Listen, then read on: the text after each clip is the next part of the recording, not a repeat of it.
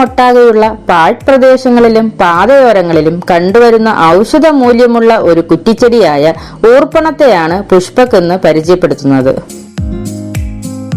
പരുത്തി, ചെമ്പരത്തി, വെണ്ട, ഇലവ്, പൂവരശ്, കൊക്കോ തുടങ്ങിയ സസ്യങ്ങൾ ഉൾപ്പെടുന്ന മാൾവേസി സസ്യകുടുംബത്തിൽപ്പെട്ട ഊർപ്പണത്തിന്റെ ശാസ്ത്രീയ നാമം യുറീന ലോബാറ്റ എന്നാണ്.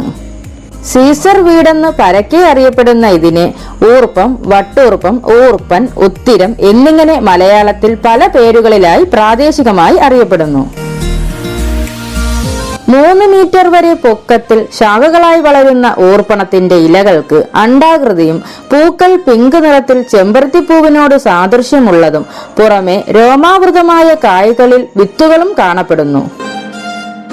തുള്ളൻ ശലഭങ്ങളിൽപ്പെട്ട സുവർണപരപ്പൻ, വരയൻ പരപ്പൻ, ചെറുപുള്ളിച്ചാടൻ, നീലിശലഭമായ ചാരനീലി, രോമപാത ശലഭമായ പൊന്തച്ചുറ്റൻ എന്നീ ചിത്രശലഭങ്ങളുടെ ഹോസ്റ്റ് സസ്യമാണ് ഊർപ്പണം.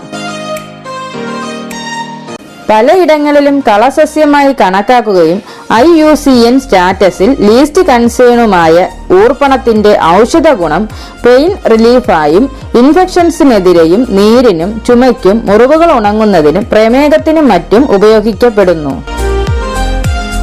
പല രാജ്യങ്ങളിലും ഭക്ഷണമായി ഊർപ്പണത്തിന്റെ ഇലകളും പൂക്കളും ഇളം തണ്ടുകളും വിത്തുകളും ഉപയോഗിക്കുന്നുണ്ട്. കൂടാതെ വാണിജ്യ ആവശ്യങ്ങൾക്കായി ഈ സസ്യത്തിന്റെ നാരുകളും പല രാജ്യങ്ങളിലും ചണത്തിന് പകരം ഉപയോഗിക്കുന്നുണ്ട്. പുതിയൊരു വീഡിയോയുമായി വീണ്ടും കാണാമെന്ന് പ്രതീക്ഷിച്ചുകൊണ്ട് പുഷ്പക് മടങ്ങുന്നു.